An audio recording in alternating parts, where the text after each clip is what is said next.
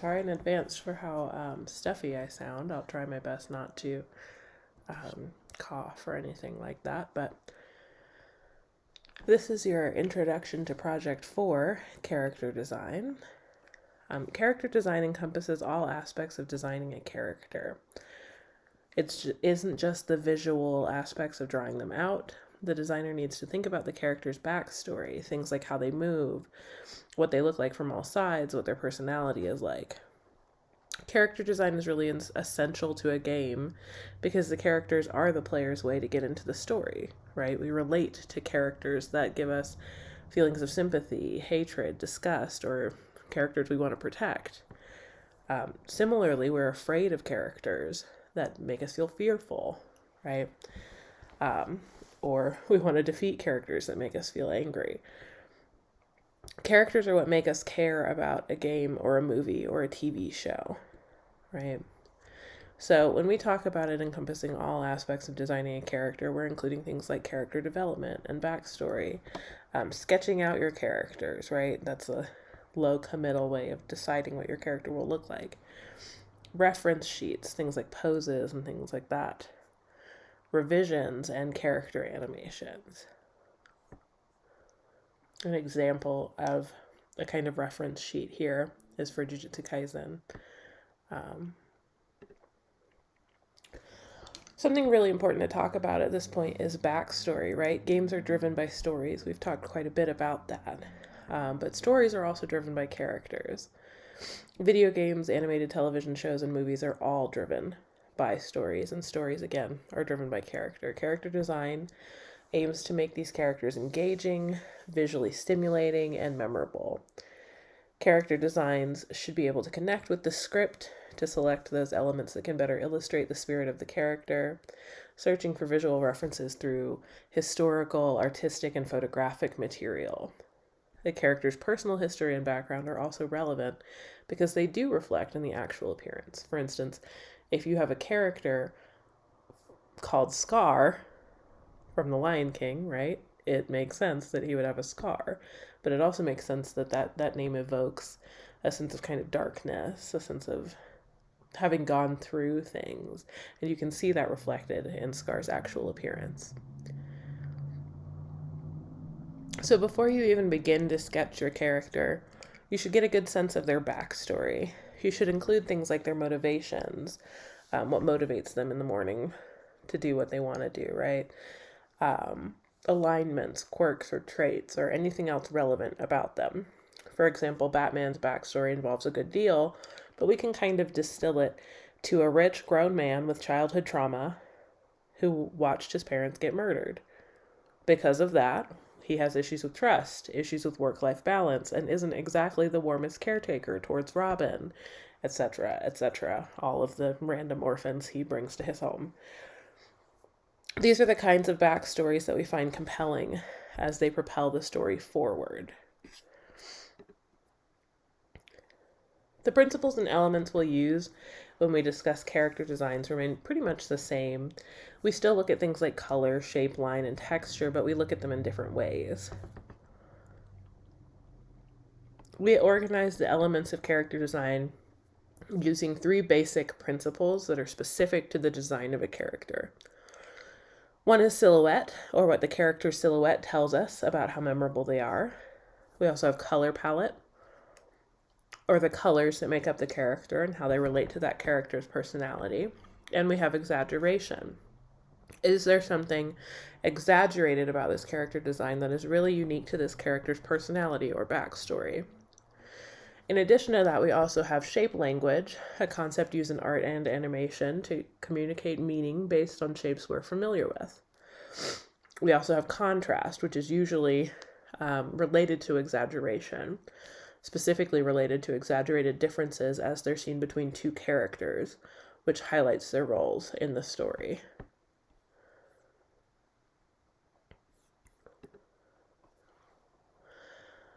A couple of other principles and elements of design that were on that previous slide, but we didn't really talk about, include proportion and scale.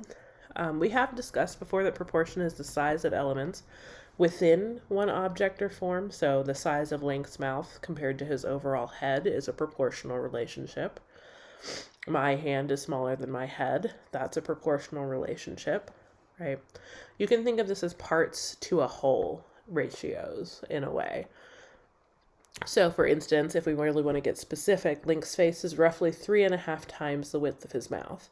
The space between his eyes is roughly 3/4 of the width of his eye, right?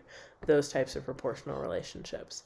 Keeping an eye on proportion helps the figure stay within the realm of believability and consistency, or depart from it entirely, right? You can probably think of a time in an animation or a game where you've seen a character's face kind of melt off, and that's achieved by disrupting the proportional relationships and also creating movement. Scale, on the other hand, is the size of objects compared to each other. For instance, I'm larger than a goose. Link is larger than most of the weapons he uses, most, not all. So for instance, this is a really good example of scale. The Gigantamax Pokemon were designed to look, well, gigantic. But if we removed everything but this Gigantamax Gengar, we actually wouldn't have the context to see how big he really is. This is, again, what we would call scale, so how large a figure is compared to the world and its surroundings. You can also see the scale of a figure compared to other figures around it. So, for instance, Lady Dimitrescu is clearly a gigantic woman compared to her daughters, who are closer to the regular scale, right? We also get that kind of scale relationship reinforced in this scene, which, if I'm remembering correctly, is a scene when the protagonist is lifted up by Lady Dimitrescu. But when we get her by herself, she isn't necessarily as gigantic. That's because when she's isolated, we focus more on her proportions, right? The parts to the whole, rather than her scale, the parts to the background or the environment. There really isn't anything in the environment here to compare her overall size to. We didn't really discuss in depth a definition of texture before, but we can kind of define this as the feel, appearance, or consistency of a surface or substance. Specifically in games, we can think of this as giving something the appearance of having a particular consistency, right? So we can reach into our collective experience to communicate what a sharp object looks like, what fluffy objects look like, and more, right? We all can pretty much guess that Cloud's hair here is crunchy, is a good way to describe it. If we were making 3D games, we would call this texture packing. However, in 2D game, texture often takes the form of patterns instead, which have to be thought of in the initial planning stages and are often created manually by designers. Several of you already did that in your environments.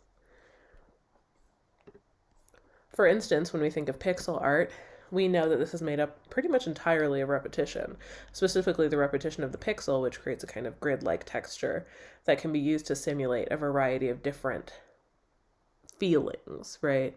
So we have grass, we have dirt, we have all of those things, and that texture comes from the variation in color, right, and shapes that are being made by those pixels. We also see the use of repetition for texture in vector-based art, like Hollow Knight's character design, specifically in the weapon and the kind of cloak-like outfit.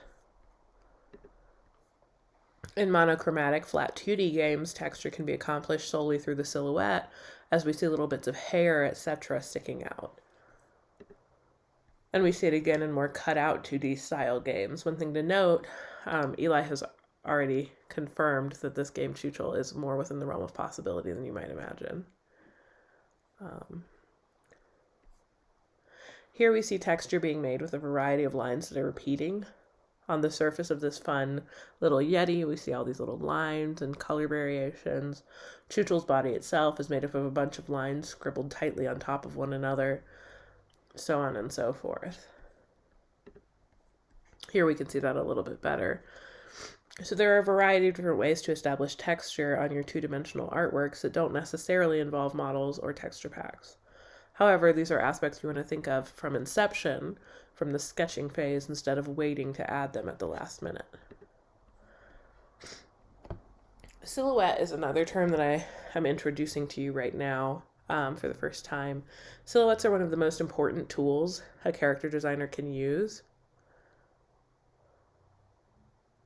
When designing your figure, you should be able to turn it into a black silhouette, and it should still be easily identifiable. That's essentially how you describe silhouette testing, right? This lets you know that your design is successful and will be memorable. So here are some examples, right? It's pretty easy for us to pick out Pac-Man, Kirby, Sonic, Rayman, Pikachu, etc. And you can see here, silhouettes aren't just for cartoons. We see figures from Halo, Tekken, Final Fantasy, and more represented here. Importantly, these silhouettes are made up of something called shape language, which we'll get into in just a moment. But you can really think of the silhouette test as basically playing Who's That Pokemon, but for your own characters, right? If they aren't easy to guess, then you may need to go back to the drawing board. Shape language is a concept used in art and animation to communicate meaning based on shapes we are familiar with. When used in characters, objects, and background design, shape can tell a story. It can show personality, elicit an emotional response in the viewer, all without using any words.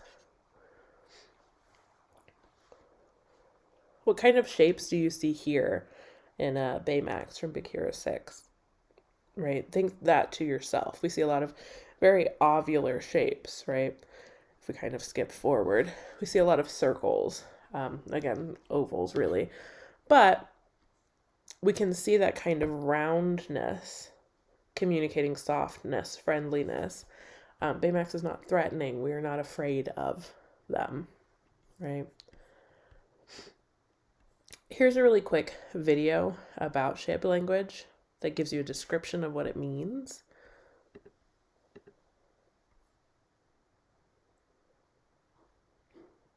Hey art nerds, in my last video, Character Design 101, we discussed a list of different things to keep in mind when designing your character. One of those that we mentioned was shape language, and we're going to talk deeper into that topic today. Now, a character designer's first job is to communicate a character's purpose to the audience. In order to do that effectively, it's important to be very deliberate in the decisions made as an artist. Being able to communicate a particular idea can be tricky, and it requires more effort than most people might expect. Take a look at this simple triangle. Do you feel anything for this shape, any kind of emotion? The figure is not exactly fraught with emotion, yet one can feel things about it that you don't feel for other shapes. For starters, it isn't huggable. And why is that? Okay, that's because it has these points on it. It also makes one feel very stable. Why? Because it has a flat, wide, horizontal base. It's not likely to be tipped over. It also gives a sense of balance, with each side of the triangle being equal, but also being able to put a line down the center of this triangle, and everything's pretty much the same on both sides. Now, if this triangle was sharper, it would feel nastier as a shape. If it was flatter, it would feel more immobile, that you weren't able to move it. And if it was an irregular triangle, it would feel kind of off balance. Now, with any form of communication, familiarity and mastery over the language affects how we're able to get our point across. The greater our mastery of the language, the better we'll be able to communicate. So, for example, color has its own language, as does line, texture, value, etc. In this video, we'll be specifically discussing shape language. Now, simply put, shape language is using shape to communicate meaning. Different shapes provoke different reactions within us, causing us to associate things we see with certain feelings or meanings. Now, there are three primary shapes, just as there are three primary colors. The primary shapes are the circle, the square, and the triangle. Each of these shapes has strong associations psychologically with certain meanings. For example, the circle is associated with positivity and femininity, the square with physicality and masculinity, and lastly, the triangle with movement and sharpness. We're going to go a little bit deeper into each of these shapes with a few examples so you kind of see how these play out in an actual character's design. First, we have the circle. The circle evokes thoughts of peace, kindness, softness, safety, and wholeness. These are things that we generally associate with femininity. It can also represent things like emptiness, loneliness, magic, and mystery. Circular shapes can be used to make a male character feel kind, soft, happy, or even weak. Next, we have the square. And squares represent physicality. It represents things like stability, dependability, discipline, strength, and reliability. It is the more masculine of the primary shapes. It also represents things like boredom, stationariness, and stupidity. Blocky shapes can also be used to make a female character feel strong, independent, or disciplined. Lastly, we have the triangle, and the triangle is neither masculine nor feminine. It represents movement and deviation and sharpness. The more extreme the angle, the greater the effect. For example, villains are commonly designed with severe angles because those angles make the character feel far separated from masculine, feminine, or heroic traits. The deviation from an ideal or a comfortable personality. In contrast to blocky or circular shapes, triangular shapes can make a character feel severe, unstable, and dangerous. Now, we also have contrasting shapes. And what we have here in my example is we have two different characters made with two very different types of shapes that help communicate two very different types of people. Notice how the blocky angular shapes of the male character and the circular shapes in the female character emphasize the contrast in their idealized masculine and feminine traits.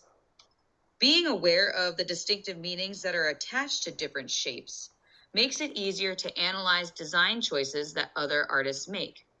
Here are 3 variations on a design, each one using one of the primary shapes as the base for the choices that are made. Notice the way that the feel of the character changes, despite the fact that the proportions, pose, and expressions are the same. As with primary colors, the primary shapes can be altered and combined in myriad ways. These combinations can communicate more complex meanings. An absolutely square character is going to communicate something very specific to your audience. That character is likely to feel masculine, set in his or her ways, and not terribly bright. Most characters in a good story will have more complexity to them than one type of shape can adequately capture. By adding some complexity to the shape language, you add complexity to the character. Shape is one of the many art languages that we can use as a tool to communicate. The more we learn about the different ways that visual media can So hopefully that gives you a general idea of how shape language functions.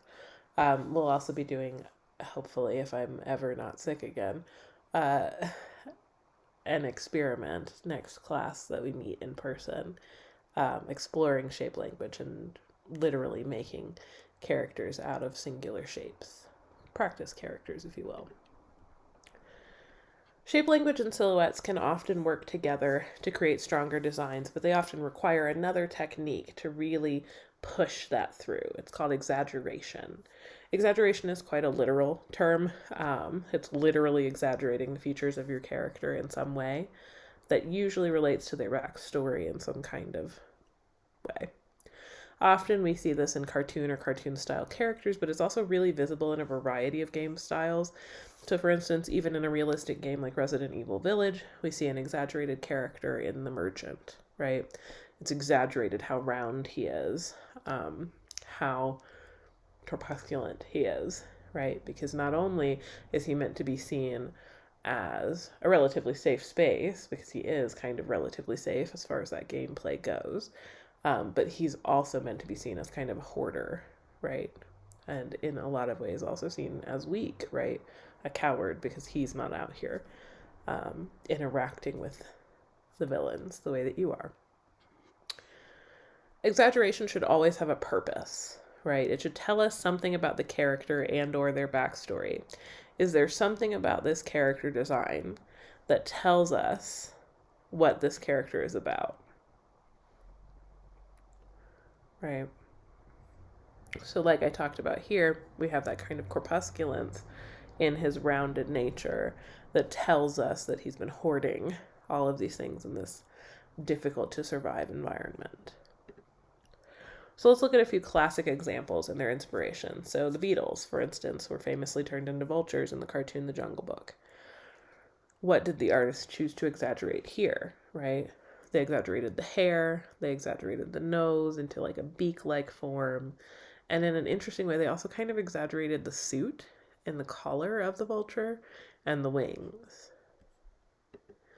What about in this movie, right? We all know this movie. We see the drag queen Divine next to the character that she inspired in The Little Mermaid.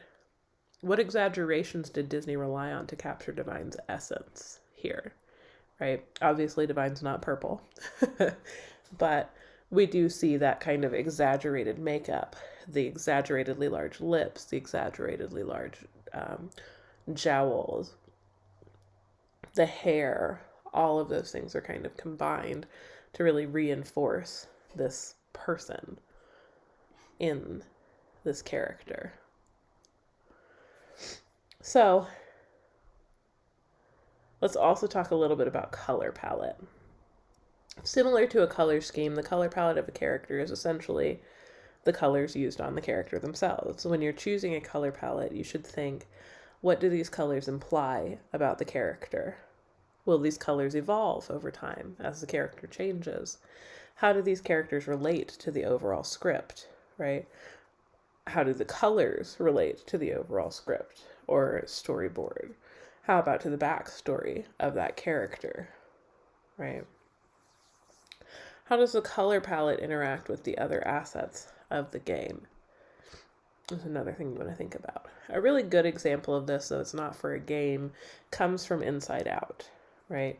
This film literally assigned characters their colors based on associations we have with those colors. So we see blue for sad, green with envy, red with anger, purple with anxiety, right? Note how simply these colors are added to the characters to keep them from competing with each other visually. And yet you do have some amount of color sharing between them, right? For instance, the blue on Joy's head is very similar to the blue on Sadness, right? So you have those kinds of comparisons. Another example is Little Nightmares 6. That's the one in the raincoat, right? If we see her yellow poncho, sometimes it actually looks rather green. Any guesses why this is? It's because her world is mostly blue.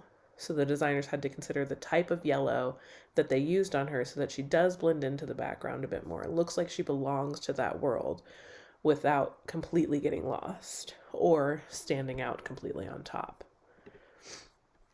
Compare this to Happy Game, which accomplishes the sense of delirium that it's aiming for with the use of these wildly saturated colors, which, for those who have played it, contrast with the often gloomy, more monochromatic beginnings of the game. That gloominess is used as a sense of normalcy visually, while the vibrant colors of the other characters and objects are used more as a contrast. So while we're used to seeing a yellow smiley face, it becomes rather sinisterly yellow in this game.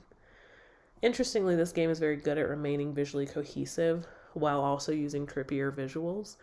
And a lot of that has to do with the color palette for each figure being relatively analogous, right? Next to each other on the color wheel, primarily with reds, yellows, and oranges, as we see here, all of which, again, are next to each other on the color wheel. When we talk about contrast in character design, we're focusing on how your characters interact visually with one another, right?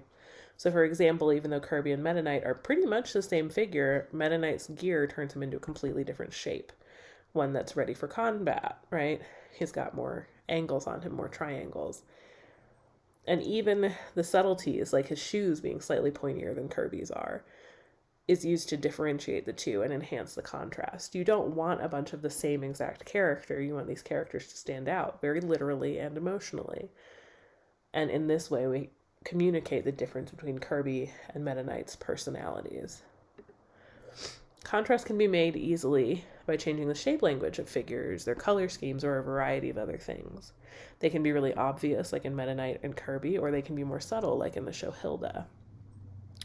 For your characters, it's important to keep in mind their contrasts as you design, right? Is one taller than the other? Does one have darker skin? Is one hairier or plumper? How do you keep their contrasts together while allowing them to still look like they belong to the same game, right? And then we have pose. Other than the visuals of your character design, you want to explore the poses of your character.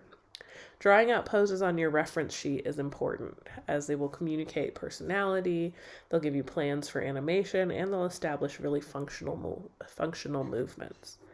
You can see this here in this character reference sheet for the cartoon star versus the forces of evil. I chose this because this character has very grand and exaggerated ways of moving, and her personality is equally large and exuberant. You can easily tell this in her character poses, right? We can also see this in the Zora people from Breath of the Wild. These multiple vantage points on their reference sheets let us know exactly how this character should be modeled, especially since this is a relatively 3D design. But they also give us hints as to how Mifa's arms move or the kinds of expressions she tends to make.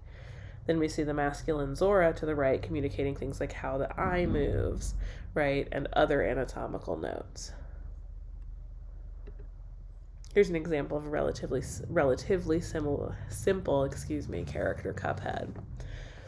We have a variety of different poses here, some based on actions, and thus called action poses, and others focused almost entirely on expressions, right? These are the ones that are mostly focused on expressions, and here we have action-related poses, right?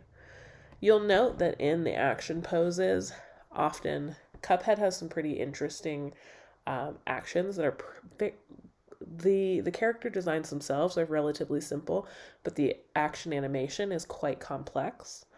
I don't want you to aim for anything this complex, right? You won't have time. You can always add that in later, during the summer or something like that. But you do see kind of all the steps necessary to communicate those action poses, right? So, with all of that in mind, each of you is responsible for one character design reference sheet. For each of those designs, you should provide the following: a short 1 to 2 paragraph backstory, complete with character traits, motivations, etc. for each character, as well as sketches of at least 3 poses per character. And while you do this, I do want you to think about contrast. I want you to have a conversation about contrast with your other designer, right? So if they're designing the enemy, you really want to think about how those 2 characters are very different, right? Both visually and in their backstories. And then you also want to think about, more poses if dictated by the gameplay, right? Front and back, 1 action pose, and any more poses if you need them. I would avoid more than 3 action poses per character due to the time constraints. Okay. This project is already posted on Canvas, the upload link, and you'll have until, for the sketches themselves, you'll have until the Sunday before we get back. You also have some homework that's due this upcoming Sunday, in which you'll watch this video that's about good and bad character design, and you'll answer. I originally had 3 questions, but I ended up making it a much more complicated assignment. That is also now posted on Canvas. So this video will give you good refreshers on shape language, contrast, and more, as well as some things that we didn't necessarily have time to discuss. So please watch that. It's about 20 minutes. Take the rest of the time that you would be in class to watch that. Write up your responses to the questions, etc. Okay? All right. I am probably not going to be in my office hours this week. I am still very sick. But you can send me an email if you need to. Please do not send me a message on Canvas. I do not see those messages. They don't come to my email correctly as frequently as you might think they do. So again, send me an email using my actual email. Okay. One other thing I strongly suggest that you do is make sure that you look at the project sheet for this project. It will give you an outline of everything we are going to be doing when we get back from spring break as well. So that includes the animation style that we're going to be using, which is puppet animation, and my expectations for the amount that each individual designer is responsible for. And I really want to stress this to you all. Your characters, even though they are designed by different people, should look like they belong in the same game, right? So make sure that you're contacting and communicating with your other designer very clearly as you work on this, okay? All right.